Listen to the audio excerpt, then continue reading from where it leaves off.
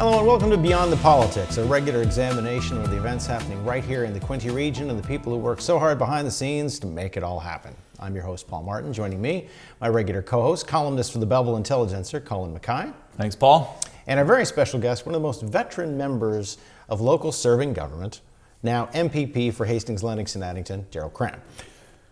Pleasure to be here with you fine gentlemen today. I had to look down because, of course, I like many, the cabinet shuffle. It's a great time to have you in because that literally... Okay, but maybe before you do. It just happened. Before you do, and you mentioned responsibilities. Well, I had served in a number of portfolios behind the scenes and on a committee federally. So now the Premier tasked me with this Emergency Management Committee, which deals with the COVID realities. I chair Justice Committee because all the legislation goes through, and I've been on public accounts for many, many years, so I'm a public account. So I've really had a myriad of responsibilities as of late that I reluctantly I'm still engaged with, that I want to try to pull myself back from some of those. But anyways, but that was just a topic on that. But cabinet now? Yeah. Well, so we'll talk about some of the things that have to do with COVID, and you have a unique perspective on that, and we're looking forward to that. But first, cabinet shuffle just happened. Yep. It's a year away from the election. It's typical for the government that is sitting to do that at this time, so that's expected. Some people wanted to see some things happen, and some people were surprised by things that didn't happen. So let's start with the things, ironically, that didn't happen. So the key roles: finance, education, health, all the same. And specifically, Lecce's still in education, Elliott still in health. Yes. How important is it to keep those people at that level? Because, I mean, those are key, obviously, the three biggest portfolios. How important is it to have experience there, and why weren't those changed? I think you used the key word, experience. Those key ministries are not something you should be learning on the job. Like, you have to have some background, and you really should understand the political process to be able to, I suppose, massage the whole thing through, recognizing that it's a tremendous impact on society. And so you have to be able to, you're managing thousands of people as well through the departmental process. So it's just not what I think, what I feel, what I want. We have, I wouldn't call it bloated bureaucracies, but we have massive bureaucracies that need guidance and direction, but also you have to be able to develop the relationships and trust with them. But Stephen Lecce, to be fair, I mean, the educators are not happy that he's remaining, and they would view him as, we do not have a good relationship. So why would you keep him? Why would you keep somebody like him in a position like that where, most people, educators, EAs, all the people on the ground that teach the children, they're not happy with what he's done, essentially. So why keep him in that position? That's fine, but I can throw that back on the other side, Colin, at you. And not that That's I fair. disagree, because I have a lot of wonderful friends who are educators, two of my daughters. Yeah, I know. Okay, but quite frankly, there's a broad, I suppose, acceptance in the general public that would disagree with your assessment, that say, no, he's doing what he should be doing, what has to be done, and thank goodness that he is doing that. So you balance that between the special interests on either side, and you try to find the common ground that says, what can be done and should be done to try to give us to build that better mousetrap. And I found him receptive. And personally, with whether it's the education, whether it's the union structure, everything like that, even conversation with Smokey, it's a general level of acceptance.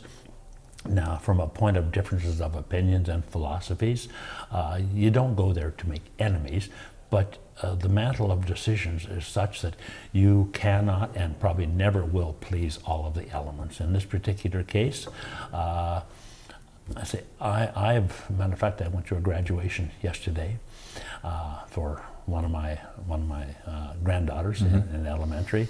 Obviously, I have a lot of discussions with a lot of the elementary and or secondary teachers group. There are some who might not want to talk with me because I represent a government that they consider affiliated. I have other educators who are quite frankly saying, wow, some of this is overdue. This is great. We know we can work with you, Daryl. So it's I don't think it's an either or. there's a blend, and the bar will flow either way at some particular times. And the mantle of leadership says you cannot simply only do the popular thing. You have to do the right thing. And if you end up doing too many wrong things, they turf you out. Now, do the right thing to keep you.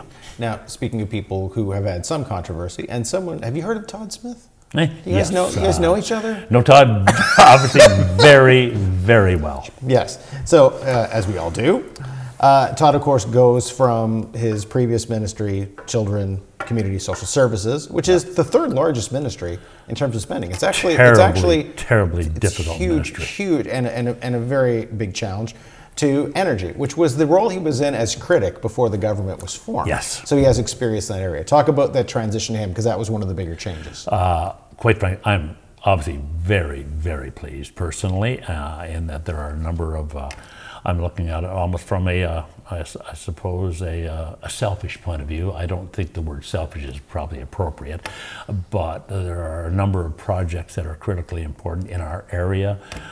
Classic example, the Marmor Pump Storage Project, which is probably, it's an environmental dream, is what it is. That's good to hear. It's a complete closed loop situation. It would stand scrutiny under any environmental assessment hearing. They would just welcome it with open arms. And it is so efficient and so effective. And I think it can be cost effective as well. The arguments are being made for that right now. But one of the challenges we have in energy, it's not the production of energy. We have lots of production, but can you manage the grid effectively? And when you have alternative energy, which because of its nature is intermittent, and you have to replace that into the grid on a continuous basis. Nuclear might take 24 hours, whereas gas that sits on an idle may take a few hours to go up and down. Well, as the wind blows and the sun changes, and there's that, something like Marmor Pump Storage, it can be on in full power 1 minute. So you can turn it on and off 20 times a day, per se. So there's a lot of effective efficiencies and synergies to work with this. And the work still has to continue. We wanted to mention something that you wanted to talk about that you've been working on, which is experiential food literacy. That's something that you've been championing and trying to work towards, and you've had to work in this environment, which is challenging. But tell me about the progress that's been made. Okay, the project has been a recognition. I put a private member's bill forward, experiential food literacy. It was actually proposed to me by the Kingston Food Policy Council. And I went, hey, this is interesting. Of course, I had my background in the food service business for many, many years, and the old story, you are what you eat. But little did I recognize just how critically important actual that is. So at this particular point now, I have well over 150 groups and organizations representing hundreds of thousands of people, whether it's the health field, Cancer Society, diabetes, heart and stroke, First Nations, Aboriginal, financial institutions, educational unions, the various teachers organizations. Everybody is really jumping on this saying, because as an example, when in our last roundtable, the guy at the Canadian Cancer Society said, you know, Daryl, if food literacy was enacted effectively, 30% of our entire cancers would be reduced. Similarly, give or take a little, we are talking about potentially billions and billions of dollars to the most costly element of Canadian society in governmental direction, which is health. And so if you have an investment, the reason I'm trying to position this is whatever we spend on this, or however we market, however we manage it, however we implement it, it is not an expense. It's a phenomenal investment with a great ROI, great return. I know we've been doing a lot of work, and it's sort of flying underneath the radar beautifully on this. But I had one institution came to me the other day. They say, you know, Daryl, all the world studies, there's 2 countries in the world that really effectively do experiential food literacy, and that's Norway and Australia. And it's just been reported to us that looks like now Ontario may be leading the way for North America. So this initiative is really starting to get some ground, and I have literally every department. I have full backing from opposition members. This passed unanimously in the House at first and second reading. And to me, that was very, very important, because that way here, this is not a political issue then. This is a public's issue. And could you see teachers getting involved with this? Absolutely. I have many right now.